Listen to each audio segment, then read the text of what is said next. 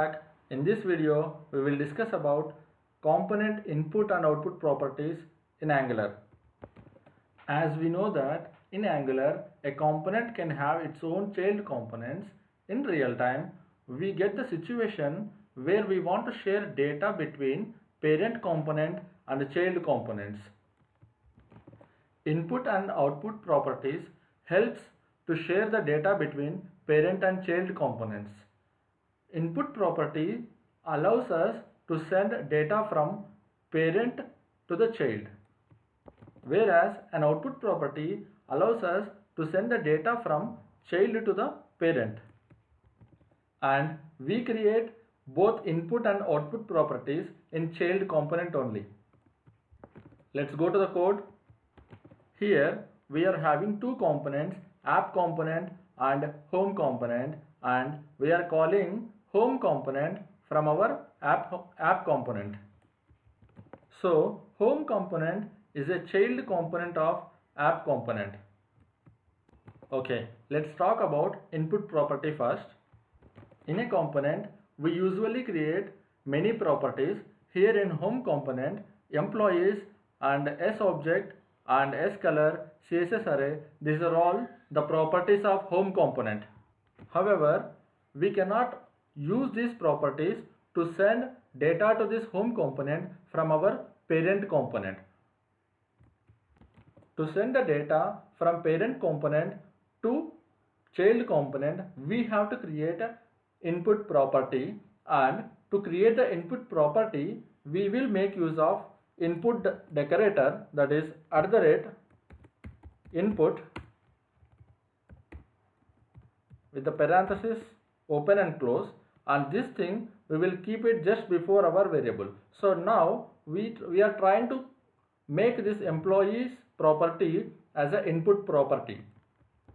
This input decorator lets Angular know that the decorated property in the child component, that is home component, can receive its value from its parent component. Here it is an app component. This input decorator presents in Angular/core package, so we have to import input decorator from Angular/core package. Let me import this. So here we are importing the input decorator from the Angular/core package, and as we have already decorated this employees, now this employees property is treated as input property for home component. Okay, instead of hard coding the employees data in this home component, let's pass this employees array from its parent component, that is app component. So as it is an input property, now we don't have to hard code it here, we can send it from parent component. So let me remove this definition.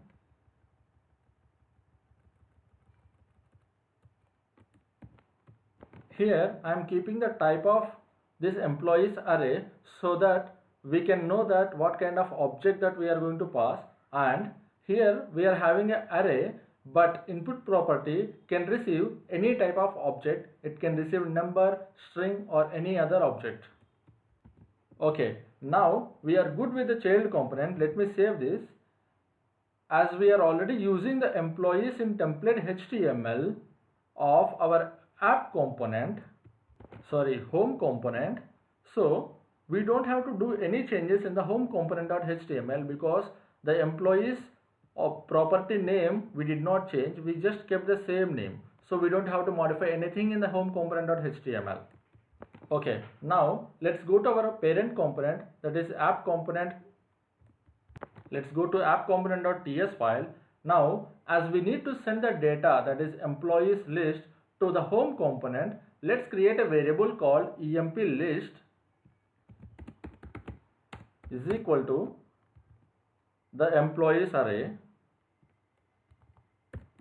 and to send this emp list data to our home component, we have to go to app component.html file where we are calling the home component with its selector, and now to pass the data to input property, we will use property binding to bind the property employees. So it is just similar to the DOM elements property binding. So as we have input property for home component, that is employees, we are going to bind these employees in our app component.html using property binding. Employees in square brackets is equal to the data that we want to pass, and the data that we want to pass is emp list in the app component. So let's bind it using the template expression. Let's save this and open the browser. There we go. We are able to see the list of employees in the browser as it is. So there is no change in that. So earlier we were having a data in home component.ts file, but now we are passing the data from app component.ts file, that is the parent component, to the child component, but still we are able to load the same employees. Okay, now let me show the total number of employees count in the app component. So let's go to app component.html, and before this app home I will have a h2 tag and saying that total number of employees, and I am binding this using interpolation, and the total number of employees is nothing but a emp list dot length. Let's save the file and go to browser. Here, as the number of employees is 4, now we are able to see the count as 4. Okay, now I want to remove all the employees when I click on the reset employees button in the home component, and the employees count should be reflected back in the app component as 0, because we are removing all the employees in home component using this reset employees button. So when I am performing some action in the home component, I want to get that change reflected back in my app component. This is nothing but I want to send the data or the updates from my child component to the app component. So to send the data from child component to parent component, we have to create output property in home component or the child component. So let's create that. So similar to this, we will have @output decorator, which makes a class field or the component field as an output property. So I am naming this as on reset. So similar to input decorator, output decorator also presents in Angular/core package. So let us import that. And here, unlike the input property, we cannot have all kind of types of objects to output property. Output property should be of type event emitter, where event emitter is a class in Angular/core package that we use to emit the custom events. So let's import that also. Import from Angular/core, and the event emitter is a generic class, and we have to mention the type of data that we want to send in the event. So as we want to pass array, let's have the type as any array, and now we need event emitter object to raise the custom event. So we have to initialize event emitter object. So let's initialize this using new keyword event emitter. Here also same data type, and parenthesis open and close. That is it. Here the child component is raising an event so that the parent knows something has happened in the child component.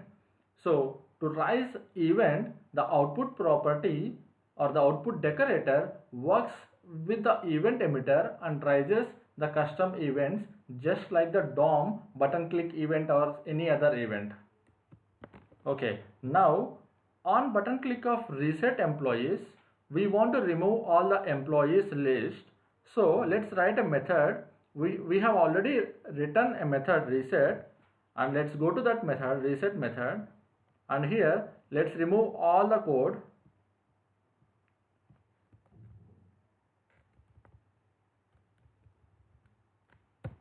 And now we are getting the employees list from the from the app component. So we have to update the app component employees list. To do that, we are going to raise an event with the updated list of employees. So let's use the output property this dot on reset dot to raise a custom event. There is emit method in event emitter. So we are going to use this emit, and the parameter that we are going to pass is the new EMP list values.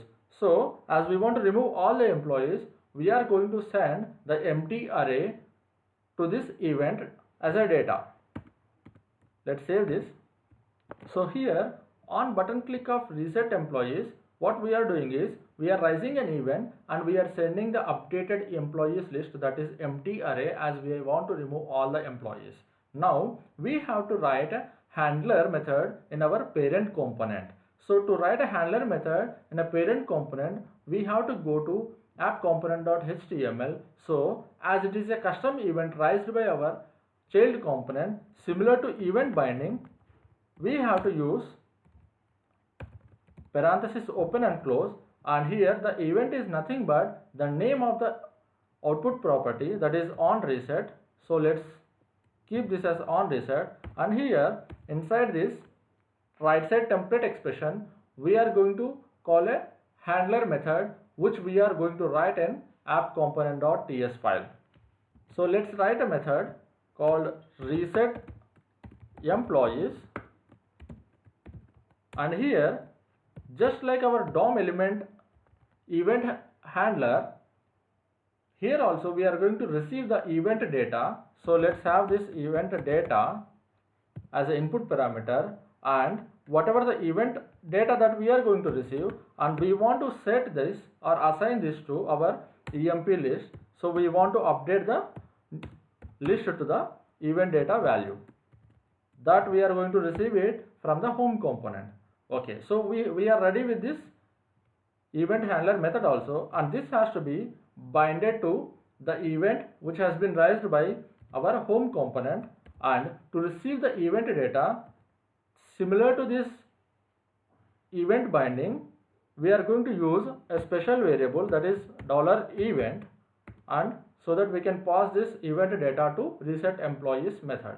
So let's save everything and open the browser, and now right now we can see this total number of employees as 4 from our app component, and we can see all the 4 employees in our home component.ts file. Now we have a reset employees button in our home component, and let's click on this reset employees, and the moment I click on this reset employees, I can see no data.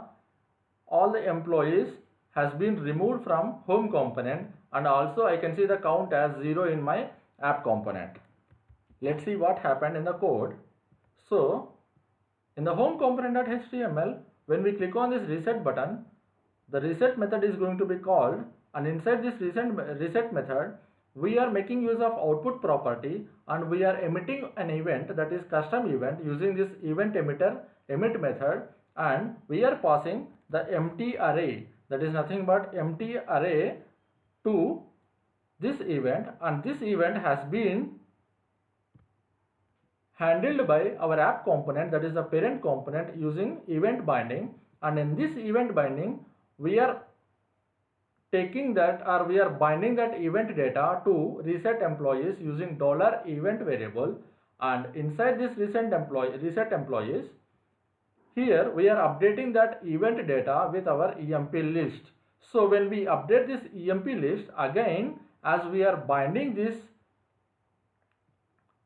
using property binding to employees input property of our home component, so the moment the EMP list becomes an empty array, again it will be rebinded to home component employees property, that is input property of home component. So let's go to home component and see. If you see here, the employees will also become empty array, and as employees array becomes empty array, the home component.html file where we are having a for loop, ng for structural directive. Here employees also becomes empty array. That is the reason why all the employees which were displayed earlier also has been removed.